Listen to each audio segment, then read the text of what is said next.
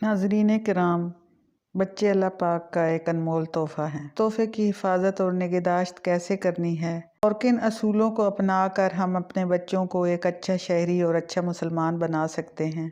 बचपन की अहमियत बहुत ज़्यादा होती है। बचपन में माँ बाप को अपने बच्चों की तरबियत और निगहदाश्त कैसे करनी है, ये सब जानने के लिए हमारी इस वीडियो को आखिर तक देखिएगा। अगर आपने अभी तक हमारे चैनल इस्लामिक टीचिंग ऑफिशियल को सब्सक्राइब नहीं किया तो अभी सब्सक्राइब करें और कमेंट बॉक्स में अपनी अनमोल राय का इजहार ज़रूर करें। वीडियो को लाइक करें और घंटी के बेल आइकन को दबाएं, ये बिल्कुल फ्री है। अस्सलामु अलैकुम, मैं रिजवाना मलिक। आजकल के दौर में बच्चों की तरबियत करना एक बहुत बड़ा मसला है। अगर आप कुछ बातों पर अमल कर लेंगे तो समझ लें आपने अपने बच्चों की पूरी तरबियत कर ली है। अगर बच्चे की बचपन में ही अच्छी तरबियत हो जाए तो आगे चलकर वो एक अच्छा मुसलमान और एक अच्छा शहरी, एक अच्छा बेटा और अच्छा भाई और अच्छा मियाँ साबित होता है। मेरी नज़र में सबसे पहले हमें अपने बच्चों को ये बात समझानी चाहिए कि वो झूठ ना बोलें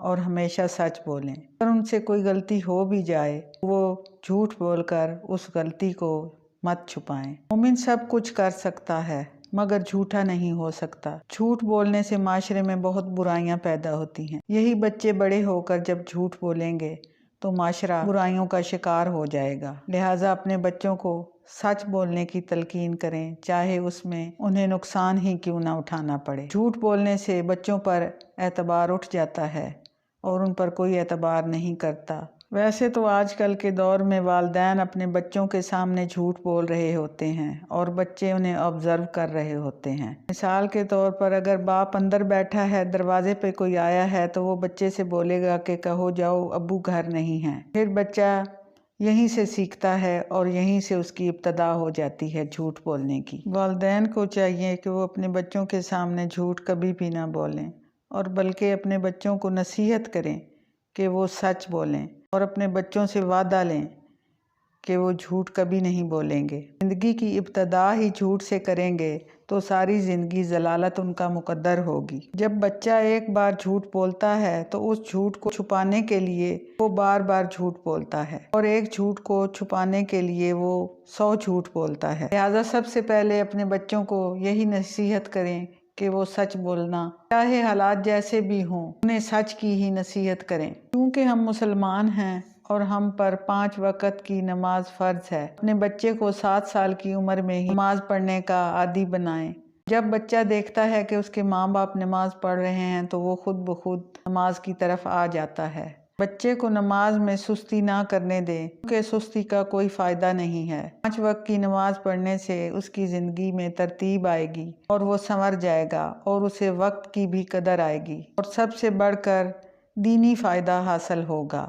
इसी तरह अपने बच्चों को बड़ों की इज़्ज़त करना सिखाएं और छोटों से मोहब्बत करना सिखाएं। हुज़ूर सल्लल्लाहु अलैहि वसल्लम का इरशाद पाक है कि जो बड़ों की इज़्ज़त नहीं करता और छोटों पर रहम नहीं करता वो हम में से नहीं है। आजकल तो बच्चे अपने असातिज़ा की भी इज़्ज़त नहीं करते। उन्हें सिखाएं कि वो माशरे में अपना मकाम हासिल करना चाहते हैं तो उन्हें बड़ों की इज़्ज़त करना होगी और छोटों से प्यार से पेश आना पड़ेगा। जैसा कि हमारे माशरे में ज़्यादातर इकट्ठे लोग रहते हैं, जैसे कि दादा दादी, चचा चच्ची साथ रहते हैं। बच्चे को समझाएं वो अपने दादा और दादी के काम करे और उनकी इज्जत करे। जिस चीज़ की मदद उन्हें चाहिए वो उनकी मदद करे। इसी तरह वो अपने छोटे बहन भाइयों का भी ख्याल करे। अगर आज ये बातें हम उसे सिखाएंगे तो ये कल हमारे ही काम आएंगी। आज हम उसके हकूक़ अदा करेंगे तो वो कल हमारे हकूक़ अदा करेगा।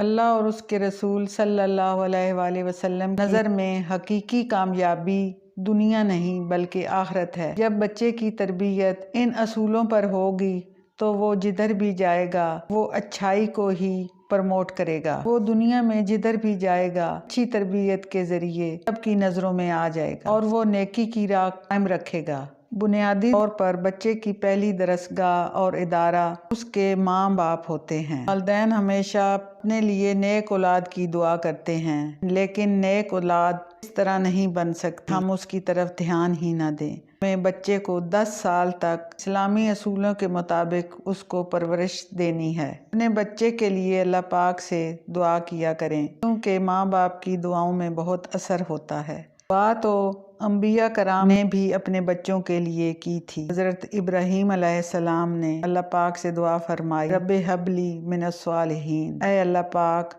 मुझे नेक और साले औलाद अता फरमा। बच्चा चाहे खूबसूरत हो या छोटे कद का हो, या उसका रंग काला हो या उसका रंग सफ़ेद हो, उसके लिए नेक होने की दुआ रब ताला से किया करें। आजकल माशरे में बहुत बुराइयां जन्म ले रही हैं, लिहाजा अपने बच्चों पर नज़र रखा करें, उन पर तवज्जो दें और आपस का तल्लक मजबूत रखें, ताकि उनकी परवरिश और निगहदाश्त सही हो। कहते हैं अरूज की तरफ जाते हुए रास्ते में फूलों के बीज फेंकने चाहिए। ज़वाल का सफ़र पुरसुकून रहेगा। अगर कांटे बिछा कर जाएंगे तो वापसी पर खारदार झाड़ियाँ मिलेंगी, और वापसी का सफ़र तो हर सूरत तय करना होता है। ये मिसाल मैं इसलिए दे रही हूँ कि जब हम अपने बच्चों की परवरिश कर रहे होते हैं, वो छोटे छोटे होते हैं, तो उस वक्त हम में दम खम होता है और हम जवान होते हैं और बच्चे के लिए कुछ भी कर रहे होते हैं, यानी उनकी तालीम, खाना पीना सब बंदोबस्त कर रहे होते हैं। और इसी तरह वक्त गुजरता जाता है और बच्चे बड़े हो रहे होते हैं और वालिदैन की उम्र ढल रही होती है। जब हम बूढ़े होते हैं तो औलाद ही सहारा बनती है।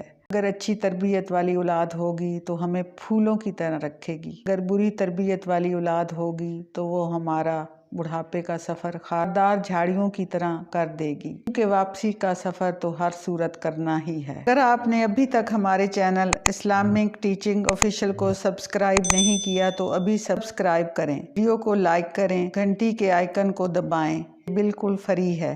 कमेंट बॉक्स में अपनी अनमोल राय का इजहार ज़रूर करें। अस्सलामु अलैकुम।